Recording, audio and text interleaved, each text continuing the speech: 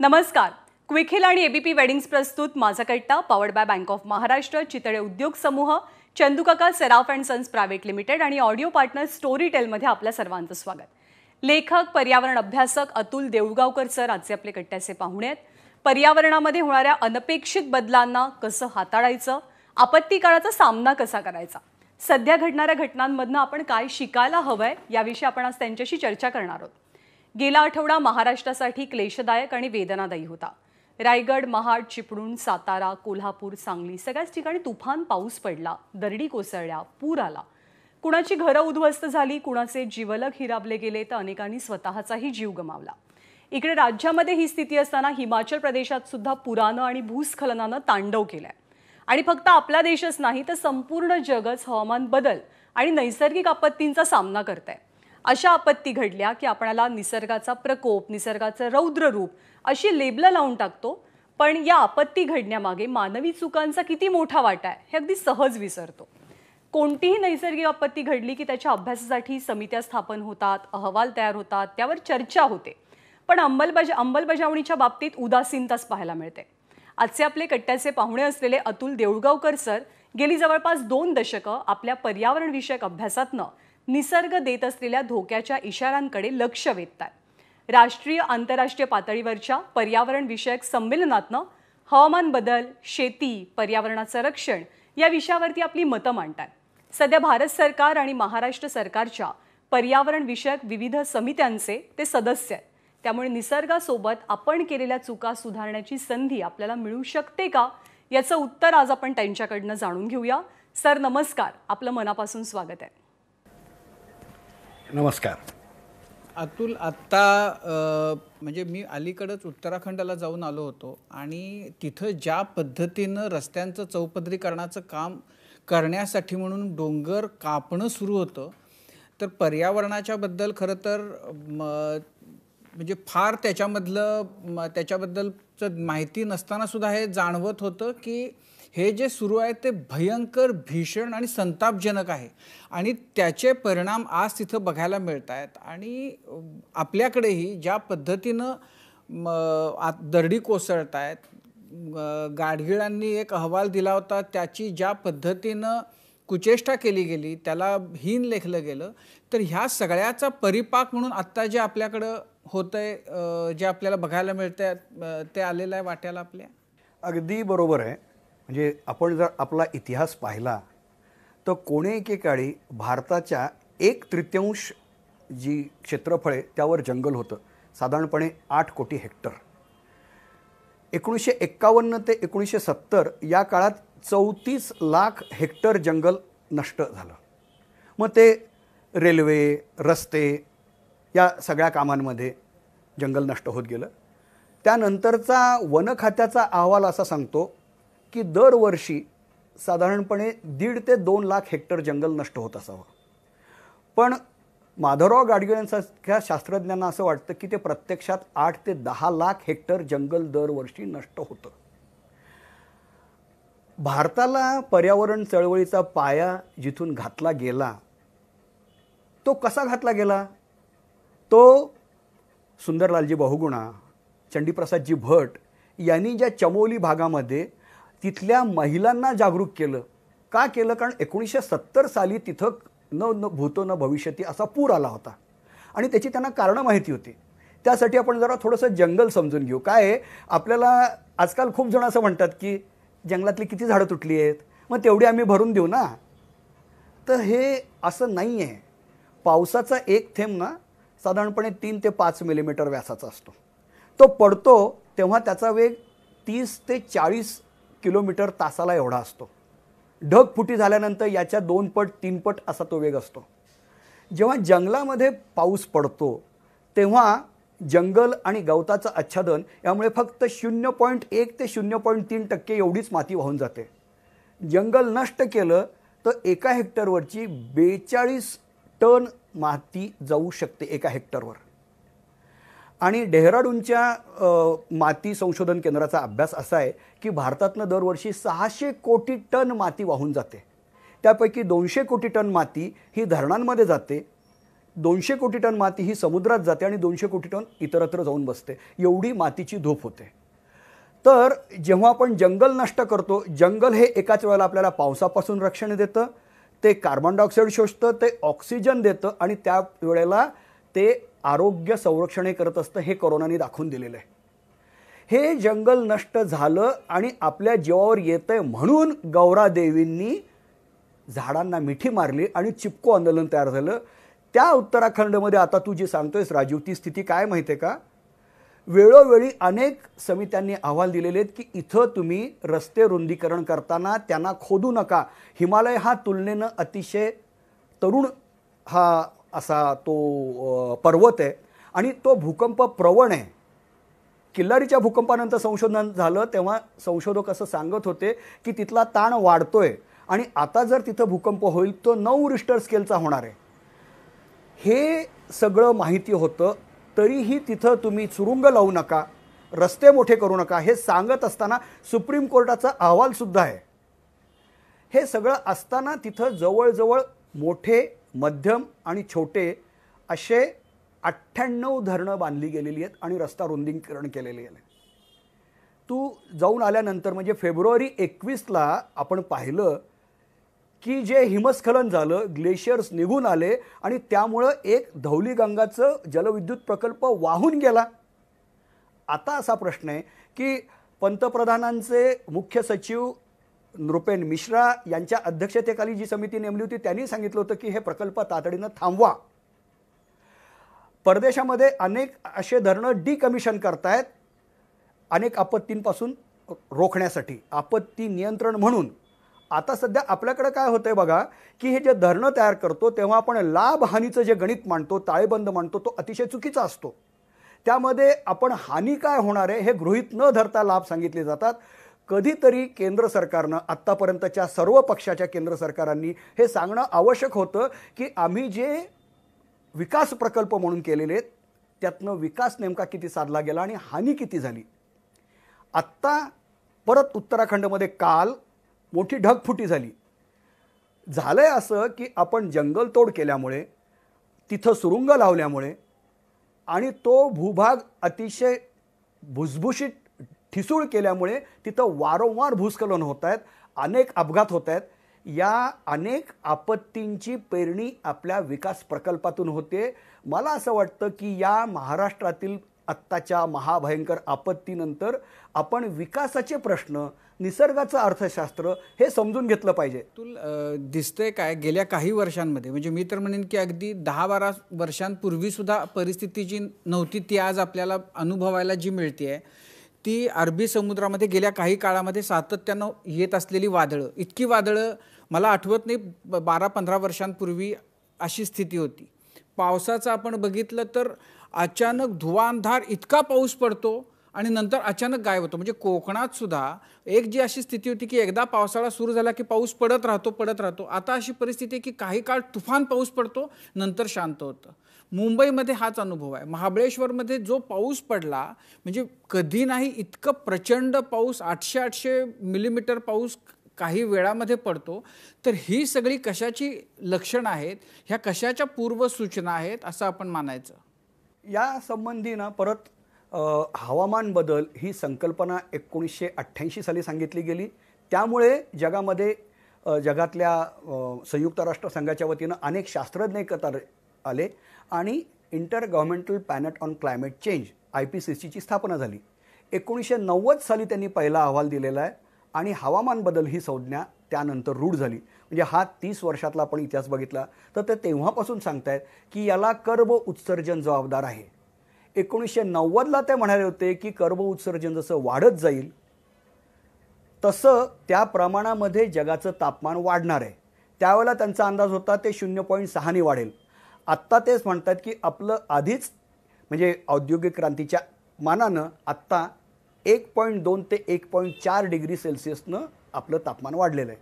आपल्याला कल्पना आहे का की ॲमेझॉन, ज्याला आपण पृथ्वीचं फुफ्फुस म्हणत होतो, तिथं त्या ब्राझीलचा जो अध्यक्ष आहे त्याला काय म्हणायचं आपण शब्द वापरा आता, त्यांनी मोकाट सोडून दिलं आणि जंगलाला आगी लावल्या. काही नैसर्गिक आगी, काही लावलेल्या आगी. यामुळे या 3 वर्षामध्ये जवळजवळ 1 कोटी हेक्टर ॲमेझॉनचं जंगल नष्ट झालेलं आहे. ॲमेझॉनचा आकार हा भारताच्या दुप्पट आहे क्षेत्रफळाच्या मानाने. आगी लावल्या म्हणजे जमीन मिळते, त्या जमिनीवर सोयाबीन लावायचं, त्या जमिनीवर कोको किंवा कॉफी लावायची, कारण त्याची मागणी जास्त आहे. जगामध्ये मांसाहार जसा वाढत चालला, कोंबड्या आणि आपलं डुक्कर यांचं जे खाद्य आहे ते सोयाबीन आहे. त्यामुळे ब्राझीलमध्ये सोयाबीनची लागवड करायची असेल तर तिथलं जंगल नष्ट करण्यात येतं. इंडोनेशियामध्ये पाम तेल लागवडीसाठी जंगल नष्ट होतं. आपल्याकडे जे स्वस्तात पाम तेल येतं ना, ते त्यामुळे येतं. जगातल्या या सगळ्या कंपन्या मिळून आगी लावण्यामध्ये सामील आहेत. मग ते सायबेरियातलं आग असेल, इंडोनेशियातली आग आहे, कंबोडियातली आग आहे. या आगी लावून जमिनी मिळवणं आणि त्यावरनं आपल्याला जे स्वस्तात धान्य मिळतं किंवा स्वस्तात मांस मिळतं, त्यासाठी या आगी लावल्या जातात. खूप मोठ्या कंपन्या, म्हणजे त्याच्यामध्ये वॉलमार्टचं नाव घेतलं जातं. त्यांच्यावर सध्या अमेरिकेमध्ये केसेस चालू आहेत. म्हणजे हा खरं गुन्हा आहे. त्यामध्ये एका कायद्याने त्यांनी सांगितलं होतं की पर्यावरणाचा विनाश करून तुम्ही धान्य काही विकू नये. तर ते मग काय करतात, ते चीनला पाठवतात आणि चीनकडनं विकत घेतात. तर खूप मोठमोठ्या कंपन्यांनी एकत्र येऊन निसर्गाचा विध्वंस चालवलेला आहे. एका वाक्यात सांगायचं तर संपत्तीची निर्मिती जगामध्ये जी होतीये ती निसर्गाच्या विनाशामुळे होतीये आणि त्यातून त्याचं प्रमाण वाढतं आहे. मी आधीचा मुद्दा सांगत होतो तो राजीव असा आहे की ते कार्बन डायऑक्साईड जे वाढते ते जाणार कुठं? समुद्रामध्ये जेव्हा कार्बन डायऑक्साईड जातं तेव्हा कार्बन डायऑक्साईडचा पाण्याशी संयोग होऊन कार्बोनिक ॲसिड तयार होतं आणि समुद्राचं पाणी तापतं. त्यामुळे नको तेव्हा समुद्राचं पाणी तापलं की आपल्याकडे नको तेव्हा पाऊस येतो. आता फेब्रुवारी मार्चमध्ये सातत्यानं मराठवाड्यामध्ये पाऊस पडतोय 2011 पासून.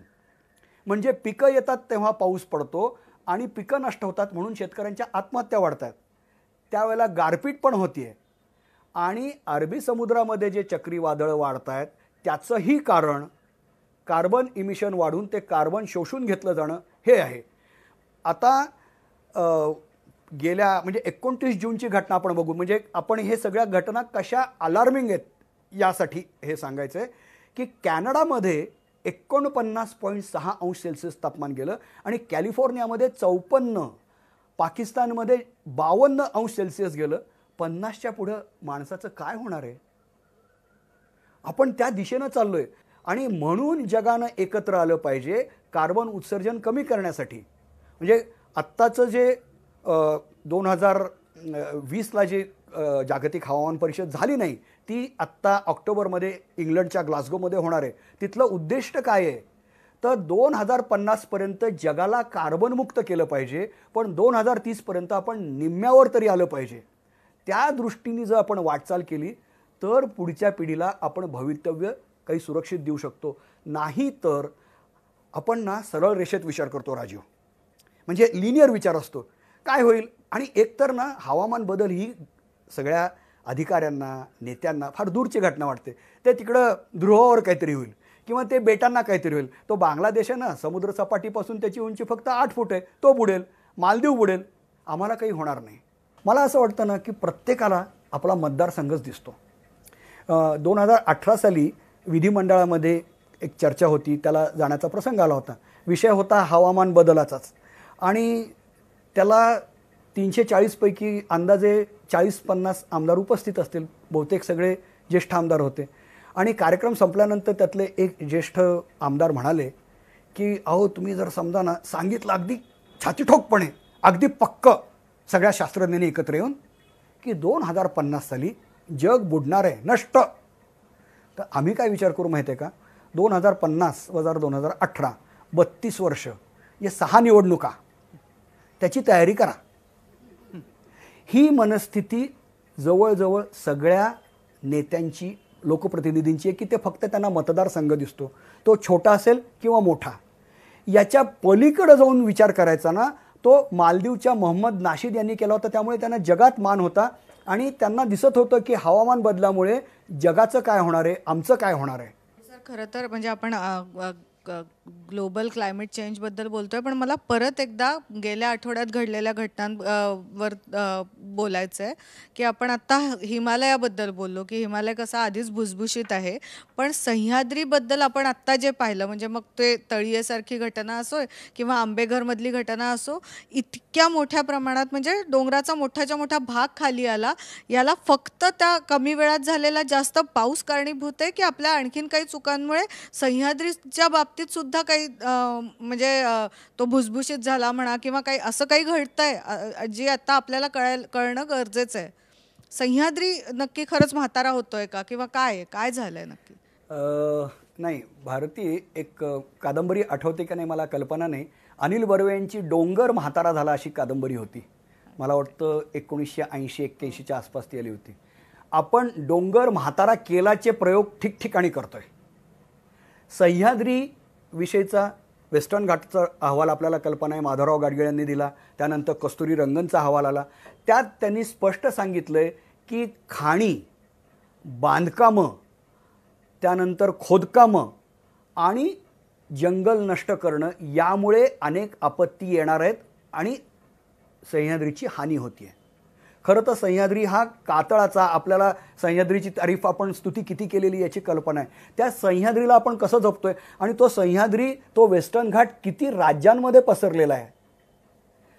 या गोवा, केरळ, कर्नाटक या सगळ्यांमधनं जाणाऱ्या या वेस्टर्न घाटला सर्वत्र आपण अतिशय दैना करून टाकलेली आहे. त्याचं एक वेगळं उदाहरण देतो आणि मग आपल्या आपत्तीकडे येतो. गोव्यामध्ये जे खाणकाम खूप मोठ्या प्रमाणात सुरू झालं तर उत्तर गोवामधलं एक गाव आहे, पिसुर्लेम असं काहीतरी त्याचं नाव आहे.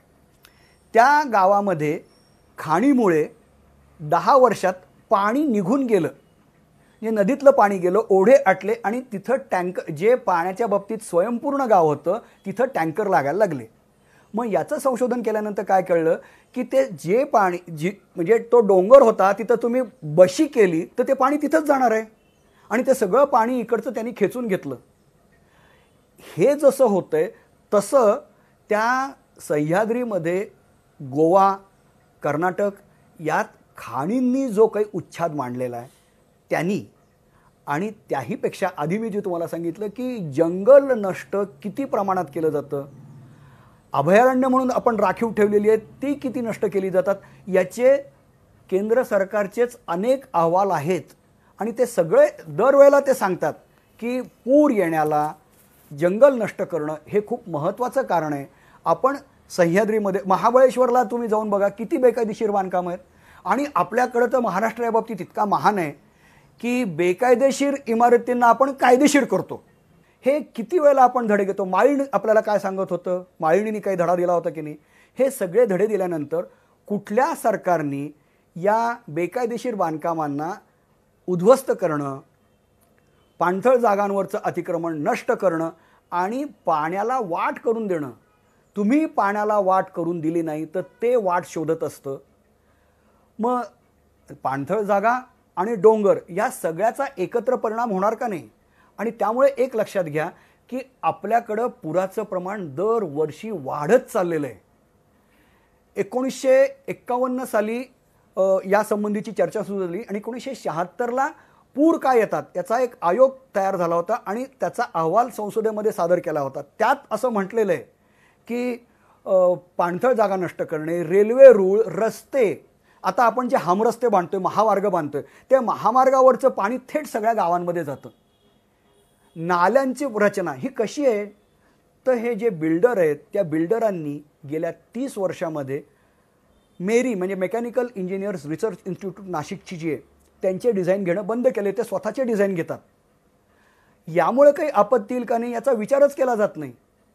हवामान बदलाच्या काळामध्ये तुम्ही जे काही करतात त्याचे परिणाम होणार आहे याचा विचार कधी आपण करणार आहोत.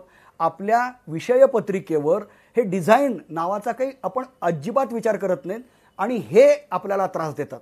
सर, दरडी कोसळण्याच्या आपण घटना बघितल्या सगळ्या गेल्या काही दिवसातल्या. तर जिथे डोंगरावर अवैध बांधकामं झालेली आहेत, महाबळेश्वर असेल किंवा पुण्याच्या आसपासच्या टेकड्या असतील किंवा मग लोणावळ्यातले डोंगर असतील, तिथे दरडी कोसळण्याच्या घटना घडत नाही. पण दुसरीकडे आपण बघितलं तर जिथे आच्छादन आहे झाडांचं, गवताचं, ज्या डोंगरांवर कोकणातला हा तळीये वगैरे हा सगळा दुर्गम भाग आहे, आंबेघर सुद्धा दुर्गम भाग आहे, तिथे डोंगरावर हिरवीगार झाडी होती. जिथे झाडं आहेत तिथल्याच दरडी कोसळण्याच्या घटना नेमका का घडतात? पन्हाळ्याचं सुद्धा आपण बघितलं तर तिथे सुद्धा झाडं होती आणि तिथली देखील दरड कोसळलेली आहे. जिथे बांधकामं होत आहेत हवेत तिथल्या दरडी कोसळत नाहीत, पण जिथे वृक्षांचं आच्छादन आहे तिथल्याच दरडी कोसळत आहेत. याकडे तुम्ही कसं बघता मग? नाही, असं सरसकट आपल्याला म्हणता येणार नाही की जिथं बांधकाम आहे तिथं दरडी कोसळतच नाही आहेत, असं होत नाही आहे. दरडी ज्या कोसळत आहेत त्या 2 कारणांमुळे कोसळत असाव्यात. एक, अतिवृष्टी आहेच आहे, म्हणजे ढगफुटी झाली तर त्यामुळे होऊ शकेल, पण मुख्य कारण तिथलं जर आच्छादन सगळं निघून गेलेलं असेल आणि मग तो भाग कमकुवत झाला तरच दरडी कोसळतात. हे परत हिमालयापासून सह्याद्रीपर्यंतचं आपल्याला उदाहरण आहे. तर तुम्ही जे आत्ता म्हणताय की दरडी या फक्त डोंगर आच्छादन असलेल्या गावात घडतायत, तर तिथली इतर कारणं ही नक्कीच तपासली पाहिजेत की तिथल्या खडकांची क्वालिटी नेमकी काय आहे, कोणत्या गुणवत्तेचा खडक आहे, तो कोणत्या कारणामुळे कोसळला आहे. कारण विनाकारण आपला कातळ किंवा हे जे खडक आहे ते विनाकारण कोसळणं शक्य नाही आहे. हे मानवी हस्तक्षेपामुळेच होते. कुठला मानवी हस्तक्षेप आहे याचा मात्र शोध घेतला पाहिजे. सर, माझे 2 छोटे प्रश्न आहेत. त्यातला पहिला प्रश्न हाच आहे जो सौरभने विचारला, त्याचा पुढचा भाग आहे की ज्या वेळेला या आपत्तींची कारणं विचारली गेली सरकारला, त्यावेळेला सरकारनं सांगितलं की आता ज्या ठिकाणी पाऊस झाला किंवा मोठ्या प्रमाणात पाऊस झाला ना, ती क्षेत्र पूरप्रवण क्षेत्र होती, ना जिथं दरडी कोसळल्या त्या क्षेत्रांमध्ये दरड प्रवण क्षेत्र होती असं जाहीर केलेलं होतं.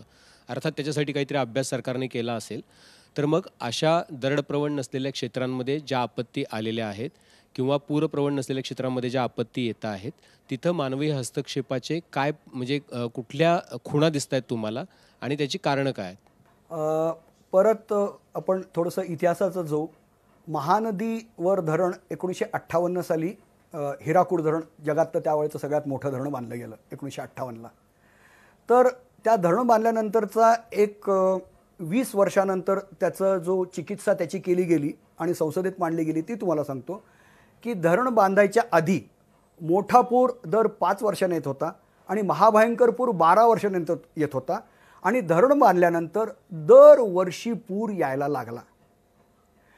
आपण जर आपल्या देशाचं सर्वेक्षण केलं तर धरणांनी नेमके किती फायदे झालेले आहेत, मोठ्या धरणांचे फायदे किती, त्यामुळे 1986 साली जेव्हा राजीव गांधींनी अनिल अग्रवालना संसदेत बोलवलं, 2000 साली अटल बिहारी वाजपेयींनी पर्यावरण तज्ज्ञ अनिल अग्रवालांना संसदेमध्ये बोलवलं आणि या विषयावरच म्हणजे दुष्काळ आणि महापूर या विषयावर त्यांचे विचार त्यांनी मांडले. तेव्हा त्यांनी सांगितलं होतं की तुम्ही 10,000 हेक्टर जमिनीचं सिंचन करणं धरण बांधण्यापेक्षा 1,000 हेक्टर धरणाचं म्हणजे सिंचन करेल अशी छोटी छोटी धरणं बांधा.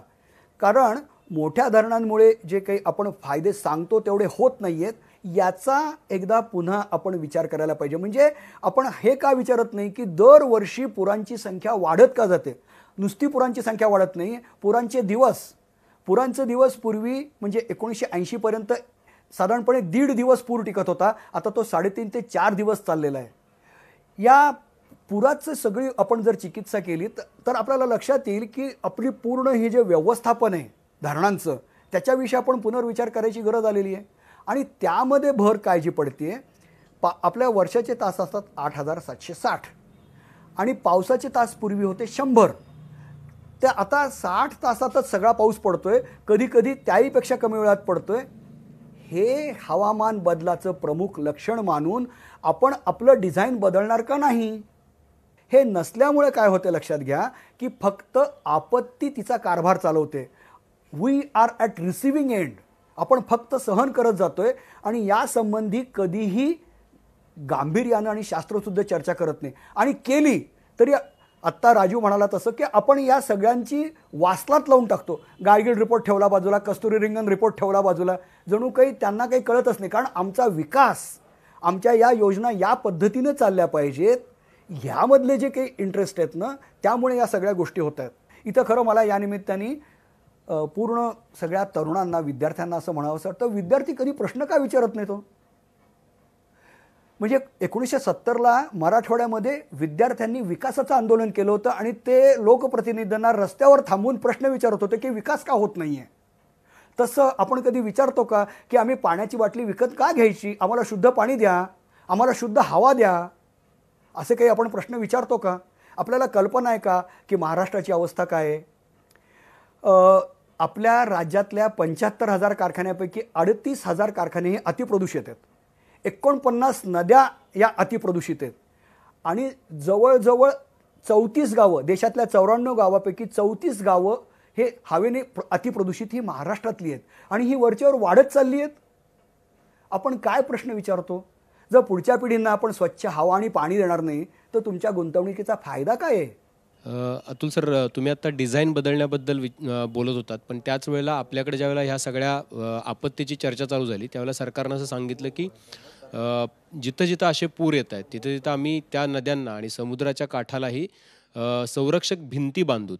आता हे रोगापेक्षा इलाज भयंकर आहे असं म्हणण्यासारखं आहे, पण हे जर करायचं नसेल किंवा हे टाळायचं असेल तर मग आपण काय केलं पाहिजे? आत्ता इमिजिएट लेवलला जर तुम्ही काही 1, 2, 3 उपाय सुचवू शकलात तर ते अंमलात आणू शकतो का आपण? 26 डिसेंबर 2004ला सुनामीचा जगाला म्हणजे 14 देशांना तडाखा बसला आणि जवळजवळ 3 लाख लोक त्यात गेले. तमिळनाडू, अंदमान निकोबार याची परिस्थिती आपण जाणत होतो. त्यावेळेला तमिळनाडूतले मुथ्थुपेट आणि पिच्छावरम अशी 2 गावं होती जिथली जवळजवळ 5,000 लोकसंख्या होती. तिथं एकही मृत्यू झाला नाही. याचं कारण असं होतं की तिथं 1999 पासून MS स्वामीनाथन रिसर्च फाउंडेशननी तिथल्या लोकांना सहभागी करून जवळजवळ 50,000 हेक्टरवर मँग्रोव्ज लावले होते, खारफुटी लावली होती.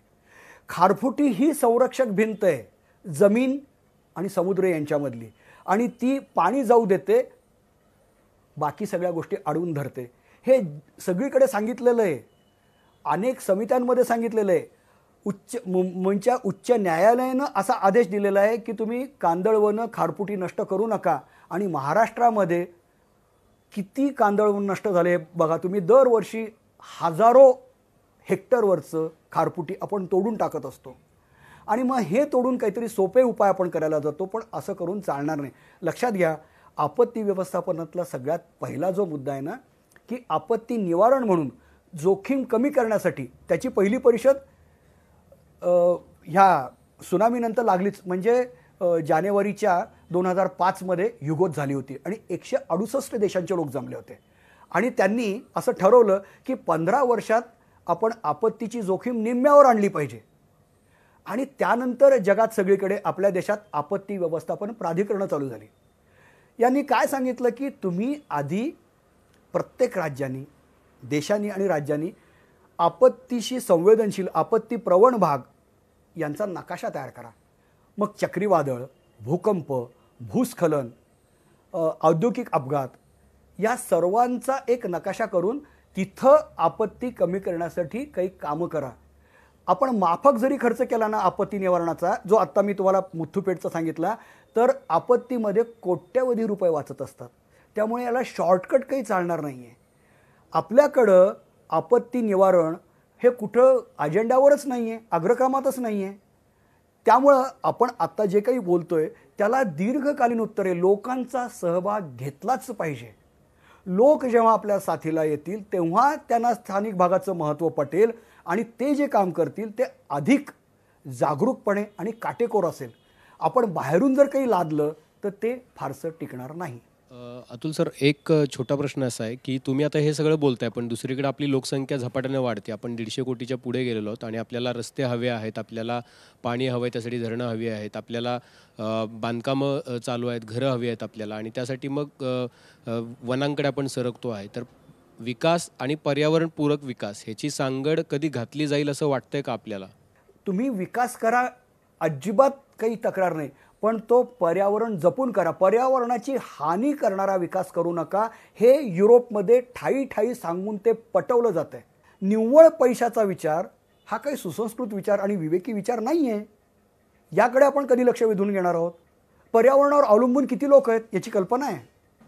माधवराव गाडगीळ काय म्हणतात माहिती आहे ना की सध्या त्यांनी विभागणी केलेली आहे. एक म्हणे सर्व भक्षक लोक आहेत, दुसरे पर्यावरणीय जनता आहे आणि तिसरी पर्यावरण निर्वासित. पर्यावरण भक्षक ही 1/6 जनता आहे, ती पूर्ण पर्यावरण नष्ट करते पर्यावरण निर्वासितांना शहरात जावं लागतं आणि पर्यावरणीय जनतेची अवस्था अतिशय वाईट आहे, कारण ते जंगलावर अवलंबून असतात, समुद्रावर अवलंबून असतात. आणि यांचा जेव्हा GDP, पवन सुखदेव आणि पार्थो दासगुप्ता म्हणतात गरिबांचा GDP हा खरा मुद्दा व्हायला पाहिजे, देशाचा GDP नाही. गरिबांचा GDP जेव्हा वाढेल तेव्हा देशाचा GDP वाढणारच आहे. असे काही नवीन विचार आपल्याला येतात का? त्या दृष्टीने आपलं शिक्षण काही बोलतं का? हे खरे मुद्दे म्हणजे आपण कोसो अंतरावर आहोत. तिकडं काही बघितलं ना वाईट वाटतं आपल्याला की आपल्याकडे यातला मागमूस सुद्धा नाही आहे आणि कुठं चर्चा सुद्धा होत नाही आहे या विषयांवर. प्रश्न असा आहे की या पुढच्या काळामध्ये म्हणजे बोलताना लोकांना आता हळूहळू शहाणपण येताना दिसते, कृतीमध्ये किती येईल आणि ते काय फक्त प्रश्न आपला नाही आहे, जगभरातल्या लोकांना शहाणपण येण्याचं आहे. हवा म्हणजे तापमान जे आहे ते याच पद्धतीनं जर वाढत गेलं तर 2050 किंवा समजा पुढच्या 30 वर्षामध्ये काय चित्र असेल असं म्हणजे पर्यावरणाच्या क्षेत्रात काम करणाऱ्या लोकांचा अंदाज आहे. एक मार्क लिनस म्हणून पर्यावरण कार्यकर्ते आणि लेखक आहेत, त्यांचं पुस्तक आलं फायनल वॉर्निंग, आणि त्यात त्यांनी 1 अंश वाढला तर काय होईल, 2 अंश वाढलं तर काय होईल, ते 6 अंशापर्यंत तर त्यांनी दिलेलं आहे. तर जसजसं तापमान वाढत जाणार आहे तसतसे दोन्ही ध्रुव वितळत जाणार आहेत. आणि हे जसे हिमनद्या वितळत आहेत तसतसा तिथून कदाचित मिथेन बाहेर पडण्याची शक्यता आहे. आणि मिथेन वायू हा कार्बन डायऑक्साईडपेक्षा 7 ते 8 पटीनं घातक आहे उष्णता वाढवायला. त्यामुळे चक्रीवादळं, उष्णतेच्या लाटा, शीतलहरीच्या लाटा आणि अतिवृष्टी यांचं प्रमाण वाढत जाणार आहे. त्याचबरोबर गरीब देश आणि श्रीमंत देशातील गरीब यांचे भीषण हाल होणार आहेत. म्हणजे आत्ता जे आपल्याला दिसतंय ते जगाचं तापमान या पुढच्या काळामध्ये वाढत जाणार, त्याचा परिणाम दोन्ही ध्रुवावरचा बर्फ वितळण्यात होणार, त्याच्यामुळं पाण्याची पातळी जगभरामध्ये वाढत जाणार. दुसरीकडे ज्या बेबंदपणानं आपण झाडं तोडतोय, आपण महाराष्ट्राचा किंवा भारताचा विचार करू, त्याच्यामुळं आपल्या दरडी, आपले डोंगर अडचणीत येणार, दरडी कोसळणार. जागतिक हवामान बदलाचा परिणाम म्हणून तुफान पाऊस आपल्यावर बरसत राहणार अल्प काळामध्ये, त्यानं पूर येणार, दरडी कोसळणार. तर हे सगळं जे चित्र आहे ते पुढच्या काळामध्ये आणखीन रौद्र रूप घेतच आपल्याला गेलेलं दिसणार आहे. हे थांबवायचं कसं, हे थांबेल का, काय केलं पाहिजे आता? खरं आहे. म्हणजे एका अर्थानं ना नामदेव ढसाळांची कविता आहे ना, मी भयंकराच्या दारात उभा आहे, तसं आपण सगळे भयंकराच्या दारात उभे आहोत. थांबवण्यासाठी काय करायला पाहिजे?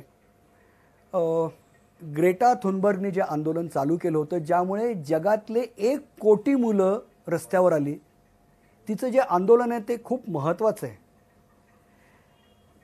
जवळजवळ 120 देशातल्या 1000 मुलांनी त्यांच्या देशावर खटले दाखल केलेले आहेत की आम्हाला जरा स्वच्छ हवा द्या, आम्हाला स्वच्छ पाणी द्या, जंगल वाचवा, आम्हाला हे मिळणार नाही. मुलांना जे वाटायला लागलेलं आहे आणि त्यांनी जर जाब विचारला, लोकशाहीमध्ये नागरिक सक्रिय झाले, मतपेटीपुरतं नाही, एरवी सक्रिय झाले तरच ती लोकशाही सुदृढ होत असते ना. ते तिकडं खूप मोठ्या प्रमाणात दिसते. ते प्रश्न विचारतायत, काही उत्तरं सांगतायत. प्रत्येक वेळेला कार्बन फुटप्रिंट कमी करा हा खरं तर एक वेगळा डाव होता की म्हणजे वैयक्तिक तुम्ही करत बसा. अरे कंपन्यांची खूप मोठी आहे. आता तिकडं व्यक्ती, कुटुंब, संस्था यांनी कार्बन फुटप्रिंट कमी करायला चालू केलेलं. आपल्याकडे आपण विचार करू शकतो की आपलं सफरचंद आपण कुठून घेतोय, नेमकं इथलं सफरचंद आहे काश्मीरचं का ते कॅलिफोर्नियातलं आहे, आपला गहू नेमका कुठला आहे, आपला पंजाबमधला येतो का तो ऑस्ट्रेलियातनं येतो, असा विचार आपण करायला लागू तेव्हा कार्बन फुटप्रिंट कमी व्हायला लागतील. आणि या पद्धतीने जर करोनाने खरं तो संदेश दिलेला आहे की तुम्ही स्थानिकाला महत्त्व द्या, प्रवास करता येणार नाही. आणि मोहनदास करमचंद गांधींनी पूर्वी सांगितलं होतं त्याप्रमाणे आपण पंचक्रोशीतनं जर गरजा भागवायला लागलो तर काय उत्तम अनेक उत्पादनं, अनेक सेवा निघू शकतील. तशा तिकडं निघायला लागलेल्या आहेत. हे देश त्यामुळे स्वयंपूर्ण होत आहेत आणि म्हणून कर्बमुक्त होत आहेत. हे सगळं आपल्याला आणावं लागणार आहे. जसं तुम्ही म्हणताय की हे लोकजागृतीशिवाय होणारं काम नाही आहे, हे एका सरकारचं काम नाही आहे, एका माध्यम समूहाचं काम नाही आहे, हे सगळ्या समाजाचं मिळून काम आहे. अवेअरनेस आणायचा असेल, सगळ्यांना जागा करायचं असेल, कोणते पर्याय तुम्हाला आत्ता समोर दिसत आहेत? खरं तर परत याचा एक दीर्घकाळ जर आपण विचार केला तर आपल्या शिक्षणामध्ये हा मुख्य गाभा असला पाहिजे पर्यावरण, जो सध्या नाही आहे. दरवेळेला मी हे सांगतो खेदानं की पूर्वी ज्यांना काही शिकवता येत नसायचं अशा शिक्षकांना खेळाचा तास द्यायचे, पीटीचा तास घ्या म्हणायचे शाळेमध्ये कॉलेजमध्ये. आता ज्यांना कुठलाही भार नसतो त्यांना पर्यावरण शिकवायला पाठवतात. असं इतका तो उपेक्षित आणि अस्पृश्य विषय आहे. शिक्षणापासून याची सुरुवात जर केली तर काय होतं याची उत्तम उदाहरणं जगातला उत्तम देश हा फिनलंड आहे. तर फिनलंडमध्ये बालवाडीपासनं पर्यावरण आणि निसर्ग प्रेम हे शिकवलं जातं. म्हणजे तिथल्या शिक्षणात निसर्ग आणि माणूस यांचा आदर करा, निसर्ग हा आपल्या सर्वांसाठी आहे याची जाणीव इतकी करून दिली जाते की तिथल्या मुलांना जंगल जळताना, कांगारू जळताना बघून अंगावर काटा येऊन त्यांच्या डोळ्यात पाणी येतं आणि त्यामुळे ते निसर्ग जपायला त्यांच्या इतकं अंगवळणी पडलेले की त्यांना काही सांगावं लागत नाही. म्हणून ते जंगलांचं निर्माण मोठ्या प्रमाणात करतायत. जपानमध्ये मियावाकी आलं कशामुळे? हे यामुळेच आलं. आणि त्याच पद्धतीनं युरोप, सिंगापूर यात सातत्यानं मुलं निसर्गाचा, पक्ष्या, प्राण्यांचा विचार करतात आणि त्यांना जपण्याचा आटोकाट प्रयत्न करतात आणि त्यांचं संशोधन करतात. परत आपल्या शिक्षणामध्ये काय आहे? आपल्या शिक्षणाचा गाभा कोणी एकेकाळी समाज बदल हा असा आपल्या कोठारी कमिशनचा शिक्षणाचा गाभा होता. आत्ता आपल्या शिक्षणाचा गाभा जर $5 ट्रिलियन इकॉनॉमी करायचं असेल तर पैसा हा जर फक्त मिळवणं हाच आपला उद्देश असेल तर आपली वाटचाल या पद्धतीने चालेल तशीच होईल. पण काही शाळा या पद्धतीने विचार करतायत आणि हा विचार मात्र आता निदान महाराष्ट्रानं करणं आवश्यक आहे की आम्ही आमचं शिक्षण कसं बदलणार आहोत. मुलांना प्रेम करण्याला प्रोत्साहन आणि त्याला काहीतरी रिटर्न्स काय आपल्याकडे की प्रदूषण करणाऱ्याला शिक्षा नाही आणि निसर्ग जपणाऱ्यांना काही प्रोत्साहन नाही. म्हणजे निष्काम कर्म करायचं तर करा नाही तर करू नका अशा पद्धतीने आपण दिलेलं आहे. हे आपल्याला बदलणं आवश्यक आहे तर लहानपणापासनं आपण निसर्ग जपण्याच्या वाटेकडे जाऊ शकू. सर मला मुंबई स्पेसिफिक प्रश्न तुम्हाला विचारायचा आहे. एकतर आरेचं जंगल एका बाजूला संरक्षित करायचं, दुसरीकडे कोस्टल रोडचं काम सुरू करायचं, मुंबईत पडणारा पाऊस, मुंबईची भौगोलिक स्थिती, तुम्ही मुंबईचं भविष्य कसं पाहताय हवामानाच्या पर्यावरणाच्या दृष्टीनं? नाही, आपलं एक सुसंगत सार्वत्रिक धोरण नाही आहे. आपले निर्णय थातूरमातूर आणि तात्कालिक आहेत. आपल्याला पर्यावरण वाचवायचे, सगळीकडचं वाचवायचे, सगळीकडचं जपायचं असा निर्णय नाही आहे. त्यामुळे कधी ते तटबंदीचे निर्णय घेतले जातात, कधी कोस्टल रोडचे निर्णय घेतले जातात. ही निसर्गाला आम्हाला सगळीकडे जपायचं आहे हा एक साकल्यानं समग्र विचार, होलिस्टिक विचार हा आपल्याकडे सगळीकडे नसल्यामुळे कधीतरी कुठेतरी आपण बरं काम करून जातो आणि बाकीच्या ठिकाणी मात्र आपण पर्यावरणाची हानी करतो आणि ती करताना आपल्याला काही वाटत नाही. मग तो वरळीचा फ्लायओव्हर असेल किंवा आता होणारा कोस्टल रोड असेल की यामुळं किती खाडी नष्ट होणार आहे, तिथले किती जीव नष्ट होणार आहेत, किती पाणथळ जागा कमी होऊन आपल्यावर काय अवस्था येणार आहे त्यामुळे, आणि समुद्राच्या पातळीत वाढ झाली तर काय होणार आहे. परत तोच मुद्दा आपल्याला एकदा पुन्हा सांगावा लागेल की भविष्यातील हानीचा तुम्ही विचार केला आहे का. अमिताभ घोष यांचं जे पुस्तक आहे त्या पुस्तकात त्यांनी अशी कल्पना मांडली की मुंबईमध्ये ताशी 250 किलोमीटर वेगाचं चक्रीवादळ आलं तर काय होईल. आपली आहे का तयारी? हे बिलबोर्ड्स लावलेले ते अगदी पतंगासारखे उडून गेलेत असं त्यात त्यांनी दाखवलंय. अगदी भाभा ॲटॉमिक रिसर्च सेंटरपर्यंत किती वाईट अवस्था आहे तुम्ही जरूर वाचा. आणि आपण त्याच्यावर चक्रीवादळ मुंबईवर येणार नाही अशी काही हवामान तज्ज्ञांची समजूत होती ती आता दूर होते. तर या पद्धतीने जर आपण प्रोजेक्शन करू ते सिम्युलेशन करणं आवश्यक आहे. आपण विचारलं पाहिजे सरकारला की तुम्ही एखादी योजना करताना ते सिम्युलेशन करताय का. की मुंबईला समजा त्या एलिफंटा केव्स जवळ एक जे केंद्र आहे ते लिनियामेंट म्हणतात, भूभ्रंश आहे, तिथून भूकंप होण्याची शक्यता आहे. तिथं समजा 6 रिश्टर स्केलचा भूकंपाचा धक्का बसला तर भाभा ॲटॉमिक रिसर्च सेंटर सुरक्षित आहे का. मुंबईमध्ये काय होईल. भूकंपाबद्दल आपण सांगतो की भुजला जेव्हा भूकंपाचा धक्का बसला तो 8 रिश्टरचा होता तर तिथून 400 किलोमीटर अंतरावर अहमदाबादमध्ये 90 इमारती कोसळल्या होत्या आणि 150 लोक मेले होते. याचा अर्थ काय की सध्याची बांधकामं जी आहेत त्याचा आपण विचार करताना काही याचं बघतो का? पालघरमध्ये भूकंपाचे धक्के बसलेले आहेतच, तिथं जर ॲक्टिव्हिटी ही वाढली तर आपलं काय होणार आहे? या सगळ्याचा जाब विचारला पाहिजे आणि याचं प्रोजेक्शन केलं तर आपल्याला आपल्या विकास योजना स्थिर आहेत. आपण या विकासाला स्थिर का म्हणत नाही, टिकाऊ का म्हणत नाही? यामुळे, कारण त्या कोणत्याही आपत्तीला किती ठिसूळ आहे, न टिकणारा तकलादू विकास आहे, हे वारंवार लक्षात येताना पुन्हा आपण तेच ते खेळ पुन्हा का करतो? लॅटरल थिंकिंग म्हणजे काय? तुम्हाला दुसऱ्या बाजूला उभं राहूनच विचार करायला लागणार आहे. आपली मानसिकता पूर्णपणे वेगळी ठेवून त्याचा विचार करायला लागणार आहे, तरच आपल्याला हे स्वच्छपणे दिसणार आहे, अन्यथा दिसणार नाही. आणि ते जर दिसलं नाही तर या आपत्ती वाढत जाणार आहेत. अतुल सर, आपण पर्यावरणात होणारे जे बदल आहेत ते बघतो आहे, त्यामुळे काय परिणाम होत आहेत ते तर आपण भोगतोच आहे. मात्र प्रश्न नेहमी सामान्य माणसाला हा पडतो की मग आता आपल्याला अर्ली वॉर्निंग सिस्टीम काहीतरी हवी ना. आता आपला हवामान विभाग आहे, आपल्याला का कळत नाही? आता तळीयेसारखी घटना जी आहे ती दुपारी घडलेली आहे ना, 4 वाजता घडली, तिथे काही वॉर्निंग का देता आली नाही? यावेळी तर त्याचं ते खूप जाणवत आहे की आपण लोकांना सांगूच शकत नाही आहे की तुम्ही लवकर बाजूला व्हा, दूर व्हा. आपल्याकडचा हवामान बदल हा अनेक विनोदांचा विषय. हवामान विभाग, भारतीय हवामान विभाग IMD हा अतिशय विनोदाचा, टिंगलीचा विषय आपल्याला कल्पना आहे. तिथले शास्त्रज्ञ असं म्हणतात की आम्ही शास्त्रज्ञ नाही, कारकून आहोत. आम्ही नोंदी घेतो आणि भाकितं करतो.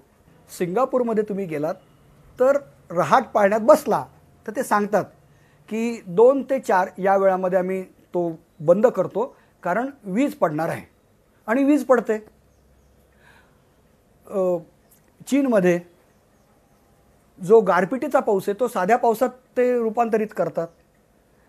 बीजिंग ऑलिम्पिकच्या वेळेला त्यांनी पाऊस अलीकडेच थोपवला होता, म्हणजे बीजिंगवर पाऊस पडू नये म्हणून. अमेरिकेमध्ये, सिंगापूरमध्ये, युरोपमध्ये की इतक्या चोख सांगतात की इतक्या वाजून इतक्या मिनिटांनी पाऊस येईल, म्हणजे आपण छत्री काढायची असते. हे जर आपल्या लोकांना सांगितलं तर ते म्हणतात अहो काय सांगायचं, आपल्या 3 बाजूनी समुद्र आहे, आपली परिस्थितीच खूप वेगळी आहे, भारतीय उपखंडामध्ये हे सांगताच येत नाही. हे सगळी कारणं सांगतात त्यांना. पण त्यातला मूळ भाग असा आहे की ते डॉपलर रडार ते कुठं आहे, आणि याचा जर आम्हाला उपयोग होतच नसेल, आपण मंगळावर यान सोडू, आपण अवकाशामध्ये सगळं जाऊ, मिसाईल सोडू, पण आपलं तंत्रज्ञान शेतकऱ्यांसाठी कधी उपयोगाला येणार आहे? मराठवाडा ही हवामान बदलाची अतिशय वाईट पद्धतीनं सहन करणारी एक केस स्टडी आहे, आमचा विभाग आहे. म्हणजे आत्महत्या ज्या वाढत आहेत 2012 नंतर, 2012 साली 200 आणि त्यानंतर 2000 पर्यंत रोज 3-4 जण आत्महत्या करतात. त्यातलं एक कारण आर्थिक नक्कीच आहे, पण हवामान बदल हे सुद्धा आहे. जून जुलैमध्ये पाऊसच नाही, नंतर पाऊस पडतो तो एकदम पीक काढतानाच पडतो सप्टेंबर ऑक्टोबरला, आणि मग पुन्हा रबीला लावलं तर तो पुन्हा फेब्रुवारी मार्चमध्ये पडतो. सलग 2-4 पिकं गेल्यामुळे शेतकऱ्यांची दैना होऊन आत्महत्या करतात. आमच्याकडे माजलगावच्या एका गंगाभीषण तावरे नावाच्या शेतकऱ्यांनी पोलीस स्टेशनमध्ये जाऊन हवामान विभागावर केस दाखल केली होती की तुम्ही सांगितलं पाऊस पडेल म्हणून मी पेरणी केली आणि पाऊस पडला नाही. हा जाब आपण कधी विचारणार आहोत? आपलं हवामान विभाग हे जागरूक नाही, ते काटेकोर नाही, ते व्यवस्थित सांगत नाहीत. याबद्दल कोणीही खासदार, मंत्री, पंतप्रधान हे जाब का विचारत नाहीत हा प्रश्न आहे. खरं तर आपत्ती व्यवस्थापन प्राधिकरणाची जी राष्ट्रीय आहे त्याचे अध्यक्ष पंतप्रधान असतात. त्यांनी सांगितल्यानंतर हे नक्कीच लक्ष देतील. हवामान बदल हा होत असताना हवामान खातं नेमकं काय करतं? कधीतरी यांचे अंदाज अचूक यावेत. बरं, ते नेहमी दीर्घ मुदतीचे अंदाज सांगतात, त्याला काय अर्थ आहे का? की देशामधला पाऊस सरासरी 90% पडणारच आहे. चेरापुंजी आता रत्नागिरीतला पाऊस आणि समजा कुठेतरी दुष्काळ आहे तिथं 200 मिलीमीटर, सरासरी सारखीच असते. लघु मुदतीचा आणि छोट्या क्षेत्रावर तुम्ही कधी सांगणार आहात? ट्विटरवर सांगणार? शेतकऱ्यांना SMS कधी जाणार? वीज पडून सगळ्यात जास्त बळी आपल्या देशात जातात. लाईटनिंग अरेस्टर बसवता येतात असं IIT मुंबईच्या लोकांनी सांगितलं होतं. हे त्यांना मदत करत नाही आहेत भारतीय हवामान विभागाचे लोक. त्यामुळं खरोखर हवामान विभागाला कोण वटणीवर आणेल हा प्रश्न आहे. बरोबर सर, 2 प्रश्न आहेत, जोडून विचारतो. पहिला आहे म्हणजे डिसमंड मॉरिसचं आपण द ह्युमन झू नावाचं पुस्तक बघितलं तर त्यात तो म्हणतो की आधुनिक शहरं जी आहेत ती एक प्रकारची प्राणी संग्रहालयासारखी झालेली आहेत. म्हणजे जंगलातले प्राणी तुम्ही शहरामध्ये आणलं की जसं अनैसर्गिक वर्तन करतात तसंच वर्तन शहरातल्या माणसांचं असतं. त्याच्यामुळे हे वर्तन जे आहे पर्यावरणपूरक होण्यासाठी आपण कुठल्या 5 गोष्टी केल्या पाहिजे. आणि दुसरा प्रश्न आहे तो म्हणजे तापमानवाढ होते आहे, त्यामुळे परमाफ्रॉस्ट वितळत चाललेले आहेत, बर्फाळ प्रदेशातला बर्फ वितळतोय. त्यामुळे एक भीती व्यक्त केली जाते की त्याच्या खाली अनेक वर्षांपासून काही व्हायरस असू शकतात, काही बॅक्टेरिया असू शकतात, काही फंगस असू शकतात. तर परमाफ्रॉस्ट जर वितळले तर असे आणखी काही नवीन व्हायरस, बॅक्टेरिया आणि फंगस मानवाच्या संपर्कात येऊन आणखी कुठली हानी होऊ शकते का? आपण म्हणता ते बरोबर आहे. फंगस, व्हायरस हे मोठ्या प्रमाणात आपल्यावर हल्ले करतात आणि कोरोना हा कदाचित त्याचा आपण हिमनगाचा एक टोक आहे असं म्हणता येईल, असं सगळे शास्त्रज्ञ सांगतायत. याचं कारण परत तेच आहे की तो जो पंडोरा बॉक्स म्हणतो आपण, ती पेटी म्हणजे विनाशाची पेटी उघडावी, तसं आपण निसर्ग नष्ट करून काम करतोय. त्यामुळे काय काय येणार आहे याचा आपल्याला अंदाज नाही. ज्या वैज्ञानिकांनी 2018 साली सांगितलं होतं की निसर्ग विनाशामुळे एक्स डिसीज असा येईल, त्याला त्यांनी एक्स डिसीज असं म्हटलं होतं की जो पूर्ण जग ठप्प पाडेल, तो कोरोना कोविड-19 झाला. ते असं म्हणतात की म्हणजे वाय आणि झेड येणार नाहीत असा अर्थ नाही आहे. त्यामुळे पुढं काय वाढून ठेवलं आहे याचा आपल्याला अंदाज नाही.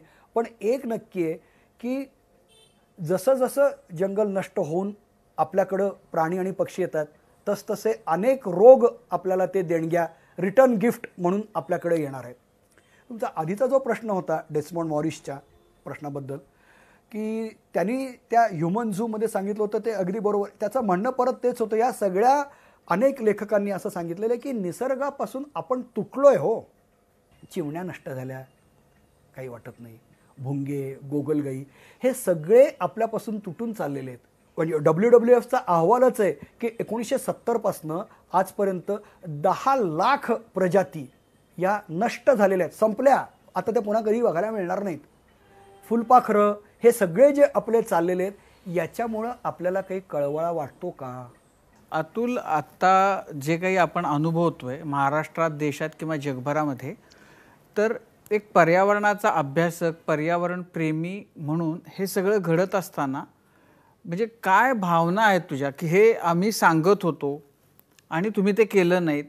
म्हणजे तुम्ही म्हणजे कुणीच ते केलं नाही आणि त्याचे परिणाम आपल्याला आज भोगायला लागत आहेत. तर हे जेव्हा घडते, म्हणजे हे सगळेजण सांगत होते की दरडी कोसळतील, पूर येतील, ते होतंय. म्हणजे ज्याचे आधीपासनं सांगितलं जात होतं, सावध ऐका पुढल्या हाका असं म्हणत असताना त्या हाका कुणी ऐकल्या नाहीत. तर त्याचे परिणाम आता जेव्हा बघायला मिळतात तेव्हा काय वाटतं तुला? मला ना परत पुढच्या पिढीविषयी मला फार वाईट वाटतं की आपल्याला निदान सांगायला पूर्वीचा बरा भूतकाळ तरी आहे, पण पुढच्या पिढीला आपण काय करून ठेवते? आत्ता जसं म्हणलं की मुलांना खेळायला जागा नाही, ऑक्सिजन नाही. ते बघा दिल्लीमधले फोटो, 3 वर्षाच्या मुलाला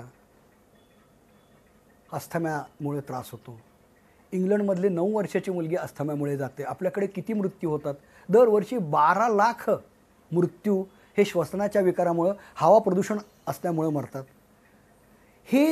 ही जशी एक सलग येणारी ही आपत्ती, ही बघून हा म्हणजे विंदा करंदीकरांच्या भाषेमध्ये पाहू नको डोळे शिव अशी मनाची अवस्था होते. आणि तरी देखील आपण तर आशावादी असलं पाहिजे आणि आशा बाळगली तरच आपण पुढे जाणार आहे. म्हणून मला वाटतं की मुलं आणि विद्यार्थी आणि तरुण हे जितके खऱ्या अर्थानं निर्भीड आणि सर्जनशील होतील, त्यांच्यामध्ये ऊर्जा असते, ते विचारू शकतात, पाहू शकतात. त्यांनी हे पाहिलं पाहिजे की हे तिकडं आहे तर आम्हाला का मिळत नाही, आम्हाला हे द्या. लक्षात घ्या, 2000 साली अनिल अग्रवाल यांनी दिल्लीतल्या शाळेतल्या मुलांना मोर्चा काढायला सांगितलं होतं आणि मुलांनी आम्हाला स्वच्छ हवा द्या असा फलक घेऊन मोर्चा काढला होता आणि अटल बिहारी त्यांना भेटले होते. त्यानंतर दिल्लीतल्या डिझेलच्या वाहनांना बंद करून गॅसवरची वाहनं सुरू झाली आणि दिल्लीतलं प्रदूषण काही काळ कमी झालं होतं. मुलांच्या अंगात खूप मोठी शक्ती असते. जसं लहान मुलं वडिलांचं व्यसन सोडू शकतात, तशीच ही मुलं मोठ्यांना दिशा पण देऊ शकतात. त्यांची ऊर्जा आपल्याला वापरता आली तर खूप चांगलं होईल आणि तीच आपण आशा ठेवली पाहिजे. नाही ती आशा आपण नक्की ठेवूया आणि आपण आपल्या इतर गोष्टींच्या हक्कांबाबत प्रचंड जागरूक असतो, त्याच्याबद्दल आवाज उठवतो. मग चांगलं पाणी, चांगलं हवामान, चांगलं पर्यावरण ह्याच्यासाठी सुद्धा आपण बोलत राहिलं पाहिजे.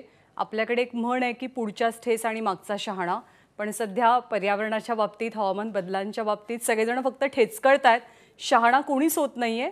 वैयक्तिक पातळीवरती प्रयत्न करून, सरकारी पातळीवरच्या प्रयत्नातनं, कम्युनिटी एफर्ट्समधनं आपण सगळ्यांनी शहाणं होण्याची खूप गरज आहे. सर, आपण आज मोलाचं मार्गदर्शन केलं, खूप चांगली माहिती सांगितलीत, पुन्हा एकदा डोळे उघडण्याचा प्रयत्न केलात, त्याबद्दल आपले मनापासून आभार. आणि क्विकहिल आणि एबीपी वेडिंग्स प्रस्तुत माझा कट्टा powered by bank of Maharashtra, Chitale उद्योग समूह, चंदूकाका सराफ अँड सन्स प्रायव्हेट लिमिटेड आणि ऑडिओ पार्टनर स्टोरीटेलमध्ये आत्ता वेळ झाली इथेच थांबण्याची. ताज्या बातम्यांसाठी पाहत रहा एबीपी माझा.